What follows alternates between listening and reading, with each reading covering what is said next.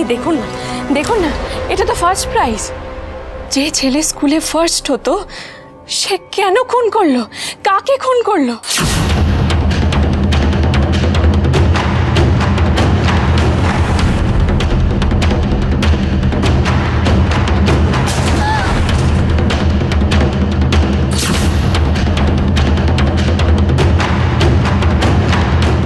সেটা তোমার ওই খুনি বরকে জিজ্ঞেস করবে, ও কাকে খুন করেছে।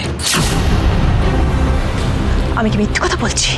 তাই মনে হয় তোমার? আমি সবার সামনে বলেছি কথাগুলো। ও প্রতিবাদ করেছে? করেনি না? তার মানে কথাটা ঠিক, সত্যি। আমি ভুল বলিনি, মিথ্যে বলিনি।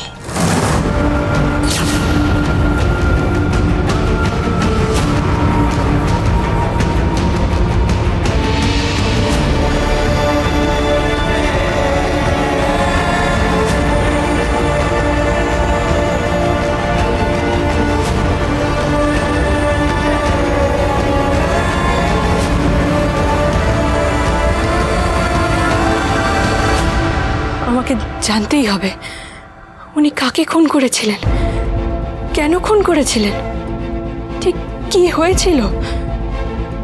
আমাকে জানতেই হবে আমি যার সাথে সংসার পেতেছি সেই ঋগ্বেদ মুখার্জি আসলে কে, কি তার আসল পরিচয়। আমাকে জানতেই হবে।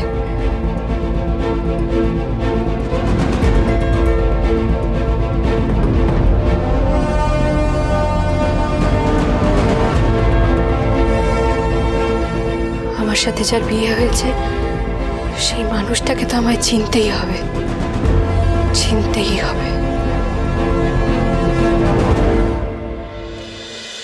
মহারাজ, অতীতটাকে ভুলে এবার নিজের জীবনটা নিয়ে একটু সিরিয়াস হ। আবার নতুন করে শুরু কর না রে।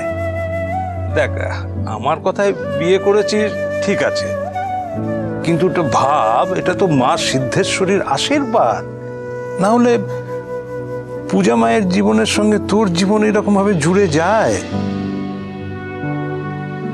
মহারাজ, সুস্থ জীবন থেকে তুই অনেক দিন দূরে সরে গিয়েছিলি।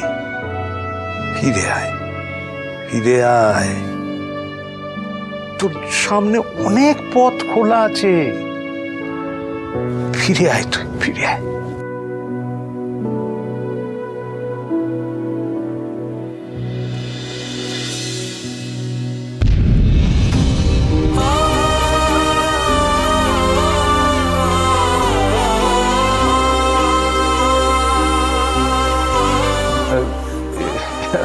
জামা,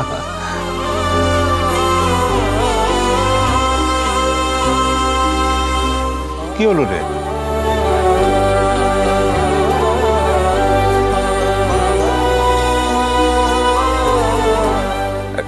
মহারাজ,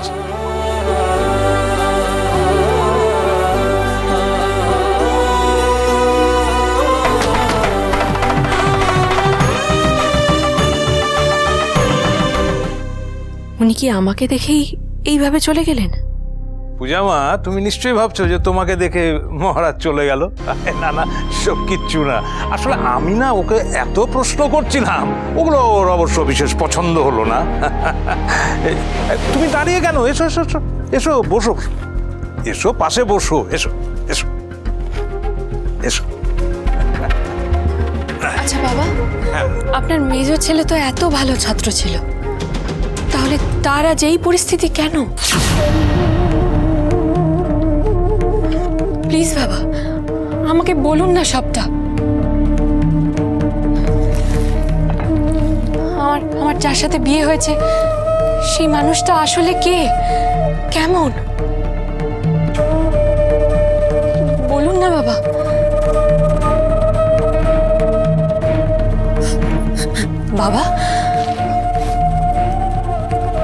বাবা, আপনি কাঁদছেন? আমার মুখটা ফেটে যাচ্ছে পূজামা, খুব কষ্ট হচ্ছে আমার। আপনার কি শরীর খারাপ লাগছে? কি হচ্ছে আমাকে বলুন না। আমি ডাক্তার ডাকবো? ওনাকে ডাকি একবার। আচ্ছা ঠিক আছে পূজা মা, বাবা, বাবা আপনি এভাবে কাঁদবেন না বাবা, আমি আছি তো। আপনার কি খুব শরীর খারাপ লাগছে, খুব কষ্ট হচ্ছে? আমাকে আমাকে বলুন না। তুই সত্যি আছিস তো, থাকবি তো?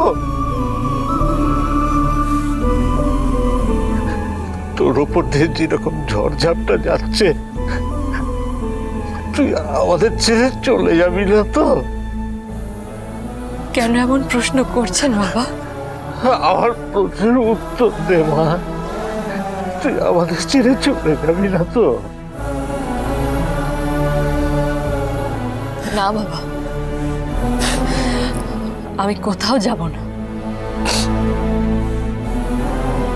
কিন্তু আমাকে তো সব সত্যিটা জানতে হবে বাবা। আপনার মেজ ছেলের সবটা আমাকে তো জানতেই হবে। সত্যিটা কি আমাকে বলুন না। আমি তোকে এখন কিচ্ছু বলতে পারবো না পূজা মা, আমার বলা বারণ আছে। কিন্তু আমার যে মনে ঝড় উঠেছে বাবা, নিজের সন্তানকে কেউ এত অপমান, এত ঘৃণা। উনি তো মা, নিজের মা, সৎ মা তো নন। তাহলে কেন কেন বাবা? প্লিজ বাবা, আমাকে সবটা খুলে বলুন না বাবা, প্লিজ। জানিস মা, যখন প্রচন্ড ঝড় আসে না, তখন সবচেয়ে বড় গাছটাকেও মাথা নত করতে হয়। আসলে আমরা সবাই এখন একটু ঝড়ের কবলেই আছি, কিন্তু এই ঝড় যখন থেমে যাবে, তখন তুমি আকাশটা একদম পরিষ্কার হয়ে গেছে।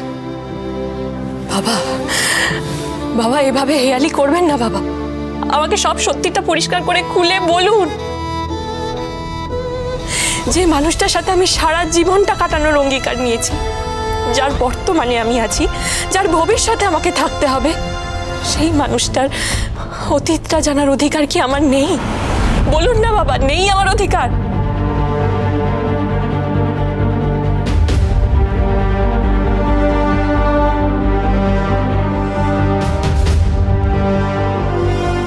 আমাকে বিয়ে করার জন্য আপনার বড় ছেলেকে 70 লক্ষ টাকা দিয়েছিলেন কেন বাবা?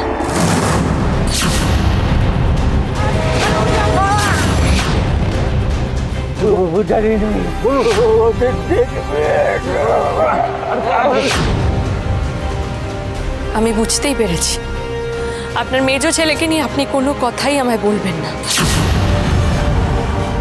কিন্তু আমার বিয়ে নিয়ে যে রহস্য তৈরি হয়েছে, সেটা তো আপনাকে আমায় বলতেই হবে বাবা।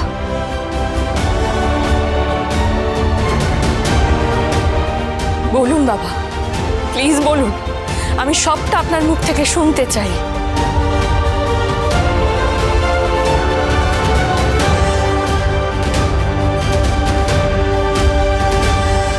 বাবা, বাবা, বাবা, বাবা শুনুন।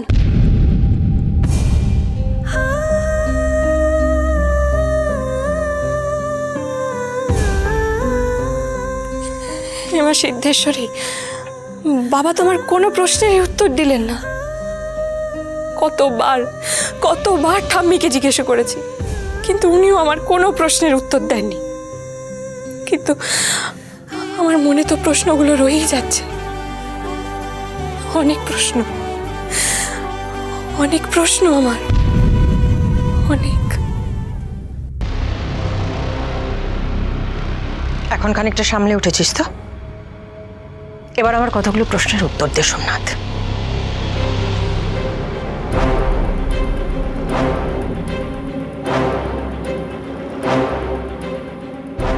গত দুদিন কোথায় ছিলি?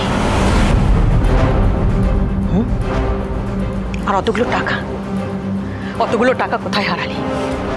আমার দিকে তাকা, সত্যি কথা বল সোমনাথ, সব সত্যি বলবি আমাকে।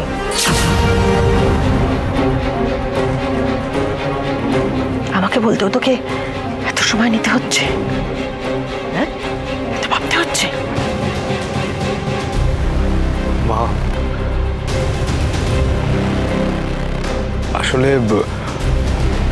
আমি একটা মেয়েকে ভালোবাসতাম, নাম শ্রুতি। জারিনি বলে কাকে যেন একটা জুটিয়েছে তোমার বাবা তোমার জন্য, ঠিকিরি টাইপ। এই বাদ দাও তো, কত ডিটেলস জেনে আমাদের কি হবে? আমাদের টাকা পেলেই হবে। আমার সব টাকা কোথায় গেল? এই তো কিছুক্ষণ আগে সমস্ত টাকা পয়সা মিটিয়ে ফ্ল্যাট খালি করে দিয়ে চলে গেল।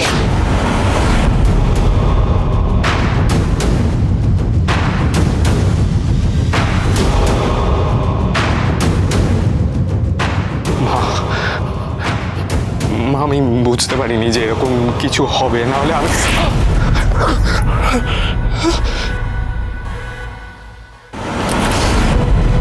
তোকে সবসময় সবকিছু থেকে আগলে রেখেছি, জানিস কেন? কারণ তুই আমার সব থেকে বাধ্য ছেলে, সেই জন্যে। তুই সব থেকে মেধাবী, এই বাড়িতে সব থেকে মেধাবী তুই। তুই কোনোদিন আমাকে মহারাজের মতন হতাশ করিসনি, সেই জন্য। কিন্তু তোর এই বাড়ি থেকে চলে যাওয়া, তোর বাবার এতগুলো টাকা নষ্ট করা, এটা আমি মেনে নিতে পারছি না সোমনাথ, মেনে নিতে পারছি না। কি করে তোর বাবা সারা জীবনের পুঁজি তুই নষ্ট করলি, শেষ করলি বলতো? হ্যাঁ, কি করে করলি? একবার আমার কথা মনে হলো না? না, আমার মুখটা একবারের জন্য মনে পড়লো না তোর? মা, আমি ভাবিনি এরকম কিছু ঘটে যাবে। ভাবিসনি?